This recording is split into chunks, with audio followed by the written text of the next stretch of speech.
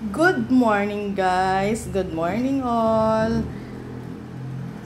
Sa umagang ito ay nagpapasalamat tayo kay Lord na hindi tayo nawala ng makakain sa araw-araw. At ito po ang aking menu ngayon.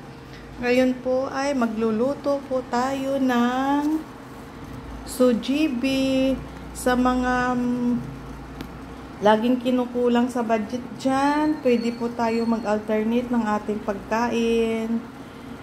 Tayo po magluluto ng sujibi. Pag mayroon lang po kayong harina, kayang-kaya nyo po kahit wala kayong bigas dahil ito'y carbohydrates din. Naglagay po ako ng tubig at may puting sibuyas. Ngayon po ay kumukulo na po ang ating tubig. We'll start po sa pagluluto ng ating sujibi. Ito po ang harina po na minasa ko.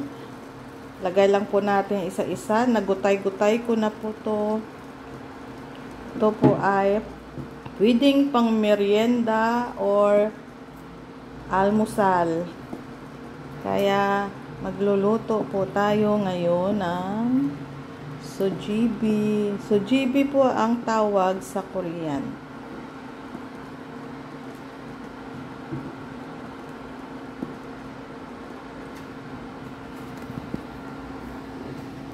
Ginutay-gutay ko na po kasi mahirap po magutay-gutay pag may hawak na cellphone. Kunti lang po yung tubig nilagay ko kasi hindi po ako masyadong masabaw pag kumain. Kaya konti lang po ang aking nilalagay.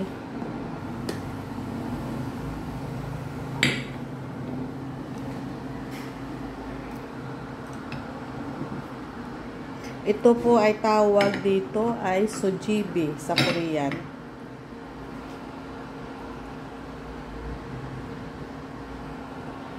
Kahit po ano ihalo nyo dito, i-flavor nyo, nasa sa inyo po ang pasya kung ano i-flavor nyo po dito sa inyong noodles na gutay-gutay, ginutay-gutay. Sa akin po ay itlog po ang ilalagay ko.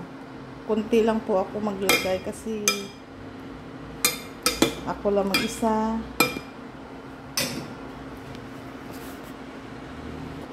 Ako lang po mag-isa ang kakain nito ng i-almusal.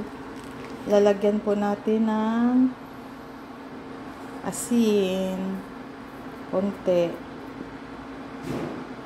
Pagkatapos po, lagyan po natin ng tasda.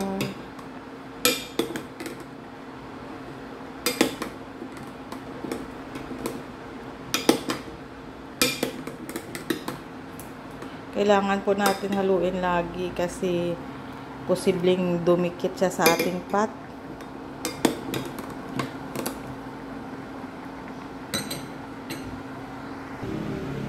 Ito na po, kulong-kulo na po siya ng stove.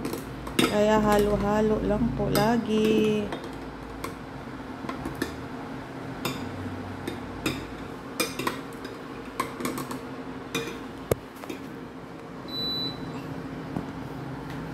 Tapos, lagyan po natin ng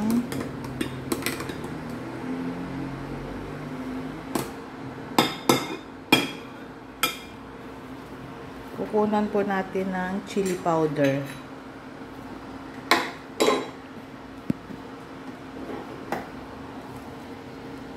Chili powder.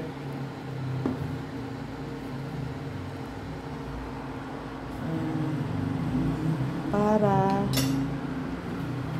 depende po sa flavor na gusto nyo, maanghang o hindi. Yan ang sujibi. Ngayon po ay hintay natin konti na sigurado tayong maluto na siya bago natin ilagay ang ating egg.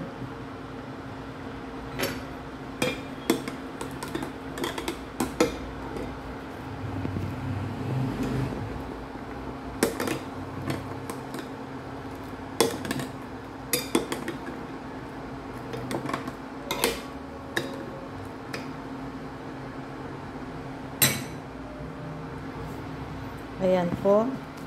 Ngayon, pwede na po natin ilagay na-crack ko na po ang egg. Pwede na po natin ilagay yung egg. Ayan. Tapos, halo-haluin na lang po natin.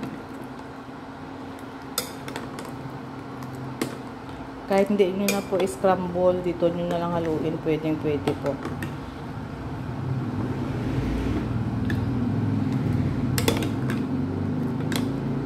Ayan. Hintayin po natin saglit. At atin na pong titikman ang ating ginawang sujibi. Noodles po siya na ginutay-gutay. Itlog po nilagay ko. Kayo po kung anong gusto nyo mailagay dito. Beef, chicken, or ano pong gusto nyo i-flavor. Pwede po. Nasa taste nyo po yon. Pero kung para nakatipid kayo, egg na lang po. Para isang piraso. Pwede na.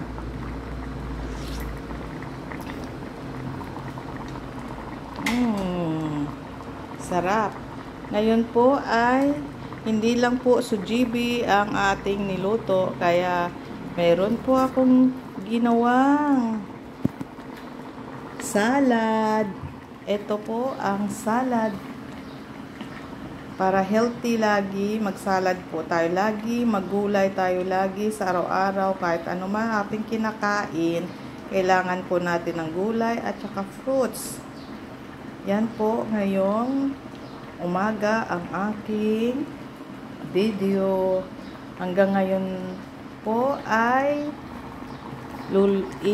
ano na po natin ang ating apoy, hinaan, at pwede na po nating i-off dahil luto na po yan ang ating sujibi.